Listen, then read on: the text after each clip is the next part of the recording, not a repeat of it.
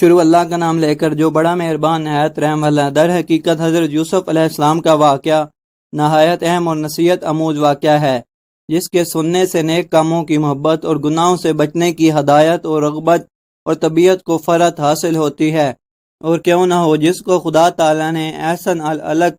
صلی اللہ علیہ وسلم فرمایا ہے، اور علماء مقتدامین اور فضلہ متاخرین کی کتابوں میں بخوبی یہ ذکر آیا ہے، کیونکہ حق سبحانہ تعالیٰ نے حضرت یوسف علیہ السلام کے قصے کو قرآن مجید میں احسن الخلق صلی اللہ علیہ وسلم کہہ کر بیان فرمایا ہے،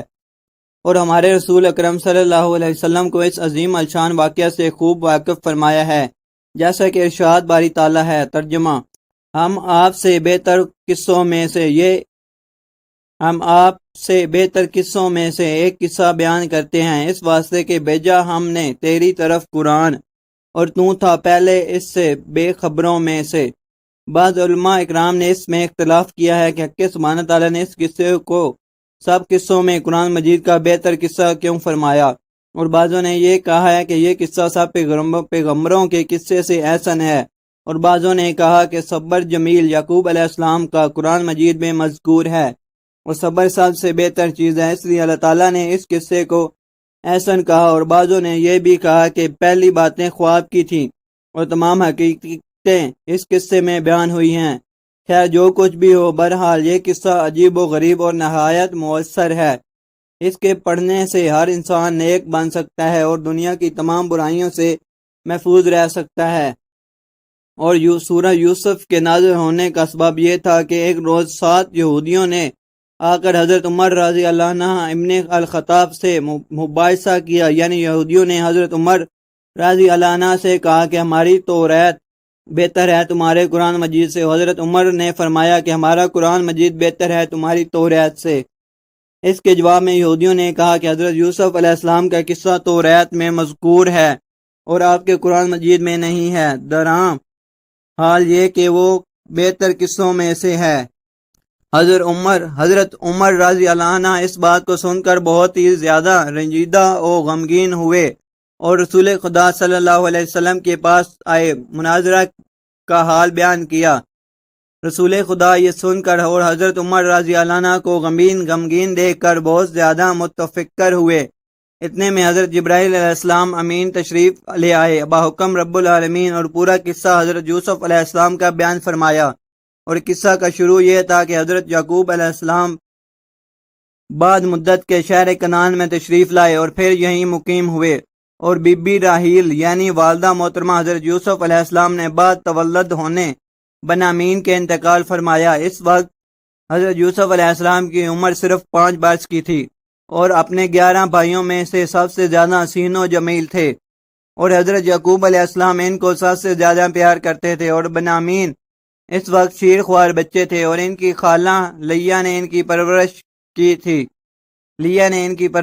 تھی اور حضرت یعقوب علیہ السلام کی ایک بہن تھی۔ ایک دن انہوں نے حضرت یعقوب علیہ السلام کے گھر جا کر سب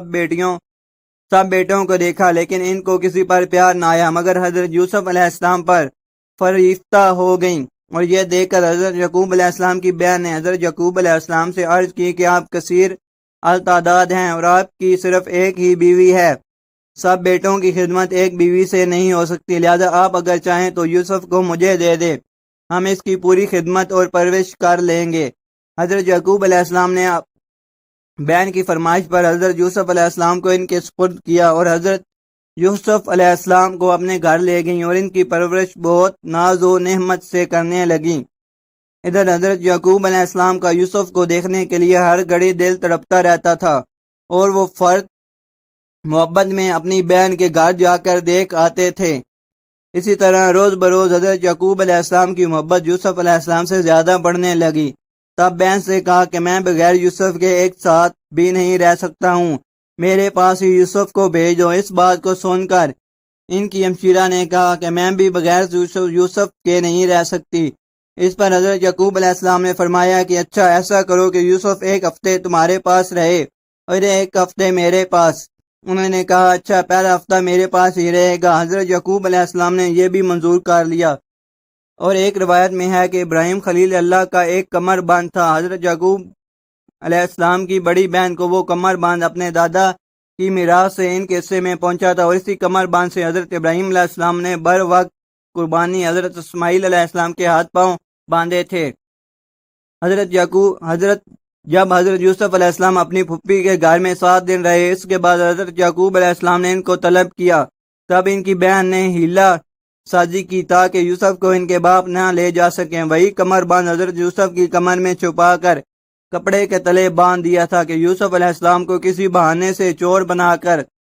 پھر اپنے گھر میں لے آؤں۔ اس وقت کی شریعت الہیہ میں یہ قانون تھا کہ جو کوئی کسی کی چیز چراتا اور وہ پکڑا جاتا تو وہ شخص صاحب مال غلام کا ہو جاتا۔ پس بعد 7 دن حضرت یعقوب علیہ السلام نے حضرت یوسف علیہ السلام کو منگوایا۔ پھر ان کی بہن نے ہیلا کر کے یعقوب علیہ السلام سے آ کر کہا کہ میرے باپ کا کمر بند گم ہو گیا ہے، اور یہ یقین ہے کہ یوسف علیہ السلام کے ہمراہ جو لوگ تھے انہوں نے چرایا ہے، لہذا آپ سب کو حاضر کیجیے۔ اور ہر ایک سے جھوٹ موٹ پوچھ کر حضرت یوسف علیہ السلام کے پاس جا کر ان کی کمر سے کمر بند جھٹ کھول ڈالا اور کہا کہ یوسف میرے پاس مجرم ہوا اور اب وہ 10 برس میرے پاس قید رہے گا اور ہماری خدمت کرے گا۔